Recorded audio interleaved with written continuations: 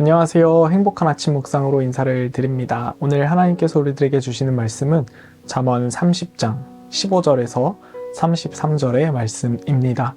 우리 함께 읽고 오겠습니다. 아내들아 남편에게 복종하라. 이는 주 안에서 마땅하니라. 남편들아 아내를 사랑하며 괴롭게 하지 말라.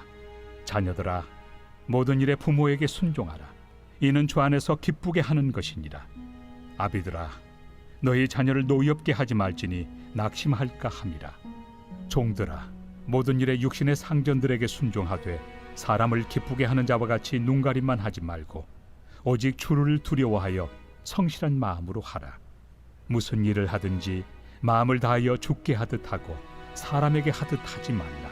이는 기업의 상을 주께 받을 줄 아나니 너희는 주 그리스도를 섬기느니라. 불의를 행하는 자는 불의의 보응을 받으리니 주는 사람을 외모로 취하심이 없느니라.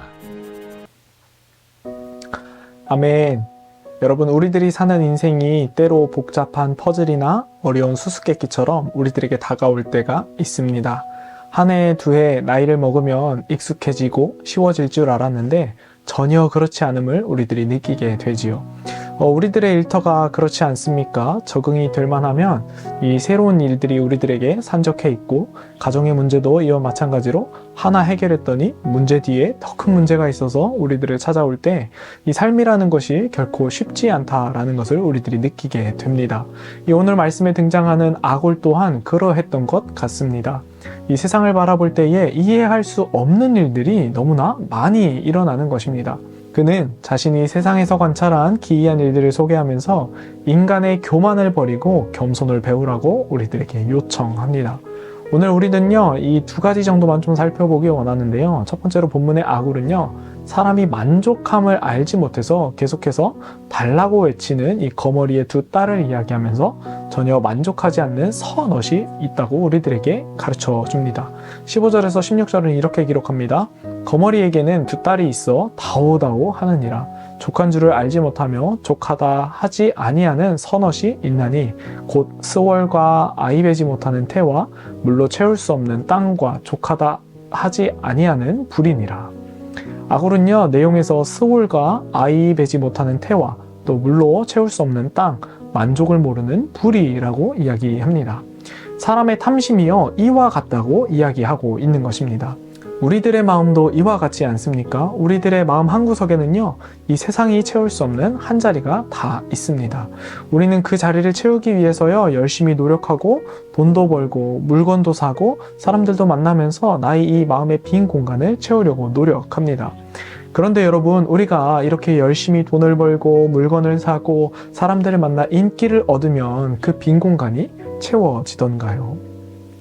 우리가 그 빈 공간을 채우기 위해 애쓰면 애쓸수록 더 멀어져 가는 것을 우리들이 느끼게 되는 것 같습니다.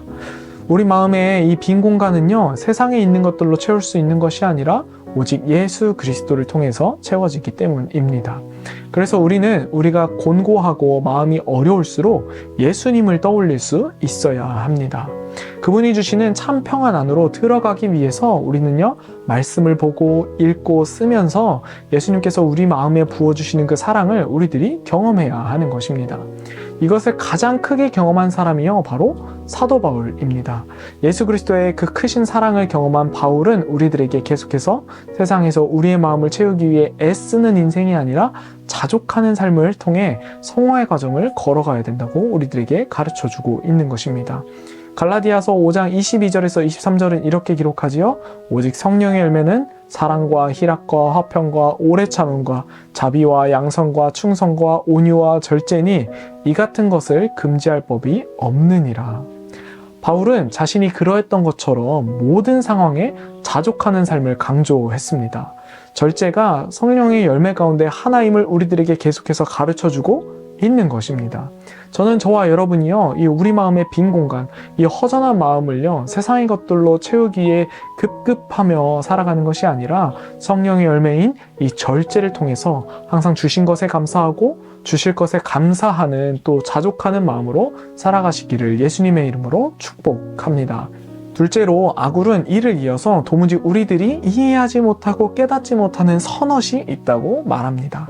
18절에서 20절에 이렇게 기록하는데요. 내가 심히 기이 여기고도 깨닫지 못하는 것 선엇이 있나니 곧 공중에 날아다니는 독수리의 자치와 반석 위로 기어다니는 뱀의 자치와 바다로 지나다니는 배의 자치와 또 남자와 여자와 함께한 자치며 음녀의 자치도 그러하니라. 그가 먹고 그의 입을 씻음과 같이 말하기를 내가 악을 행하지 아니하였다 하느니라. 독수리의 자치, 뱀의 자치, 배의 자치, 또 음녀의 자치 이런 것들을 이야기하고 있습니다. 이런 것들이요 드러나지 않기에 아굴은 이해할 수 없다고 이야기하고 있는 것입니다.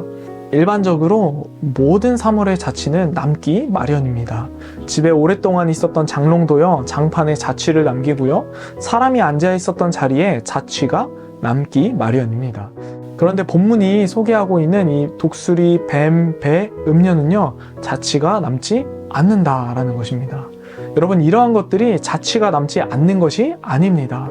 오늘 성경은 의도적으로 어떠한 상황에서 그러한 것들이 자취가 남지 않는 것을 우리들에게 이야기하고 있는 것입니다.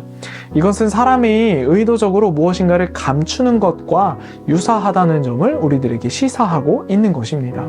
사람이 하나님 모르게 행동하려고 하는 것들이 얼마나 많이 있습니까? 또 다른 사람을 속이기 위해 얼마나 치밀하게 계획하고 준비합니까?